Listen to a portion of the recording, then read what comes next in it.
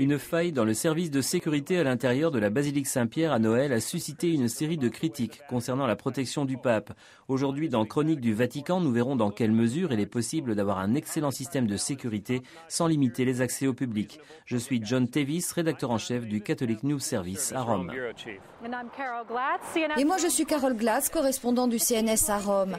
À Noël, beaucoup ont eu l'impression d'un déjà-vu quand ils ont vu cette femme italo-suisse enjamber une barrière et puis se jeter sur le pape avant d'être plaquée au sol par les gardes du Vatican. La femme avait déjà essayé l'année dernière, mais cette fois-ci elle est arrivée suffisamment près pour pouvoir s'agripper aux vêtements du pape et le renverser par terre. Le pape n'a rien eu, mais l'incident a suscité beaucoup d'inquiétudes, montrant à quel point il était facile de s'approcher d'une personnalité aussi importante.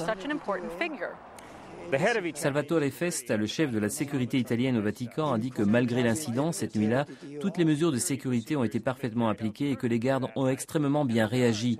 Cela dit, cette phrase rappelle un peu la fameuse phrase « Le système a fonctionné » après la récente tentative d'attentat aux États-Unis. Mais la sécurité au Vatican ne saurait être comme celle d'un aéroport. Là, la phrase « Le premier arrivé sera servi avant » ne vaut pas. Et aucun appareil scanner ne pouvait avertir les gardes qu'il faisait entrer la même femme que celle qui, l'année dernière, avait déjà essayé de se lancer sur le pape. Après cet incident, il y a eu des changements considérables. Les agents en civil ont suivi le pape de beaucoup plus près et le Vatican a élargi l'espace qui sépare le pape des fidèles à son entrée dans la basilique.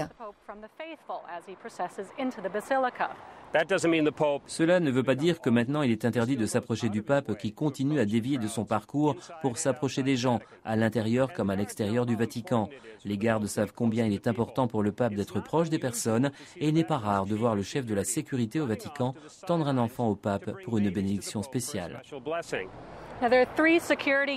3 unités de sécurité contrôlent le pape et le Vatican, les gardes suisses, la gendarmerie du Vatican et la police italienne. Les gardes suisses sont habillés de façon plus voyante que les autres, mais travaillent aussi sous couverture. Ce sont tous des anciens soldats de l'armée suisse et pratiquent des arts martiaux, savent se servir des armes les plus modernes. La force de police du Vatican, la gendarmerie, est par contre chargée du contrôle et de la sécurité des personnes à l'intérieur des murs du Vatican.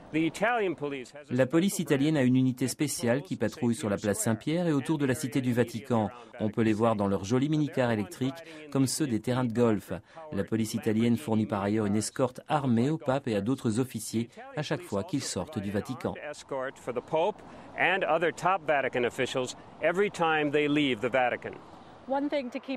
Une chose dont on doit tenir compte, c'est le flux constant de gens au Vatican.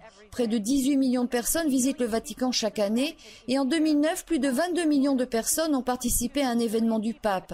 Mais malgré les chiffres énormes et la nécessité de procéder à des contrôles minutieux, tout se passe rapidement et le personnel se montre toujours patient et courtois. Lors de sa rencontre avec les membres de la sécurité italienne et du Vatican, début janvier, le pape les a remerciés pour leur discrète mais efficace présence, les félicitant de tout ce qu'ils faisaient pour que le Vatican reste un lieu sûr, mais également ouvert aux fidèles du monde. I'm John Tevis. And I'm Carol Glatz, Catholic News Service.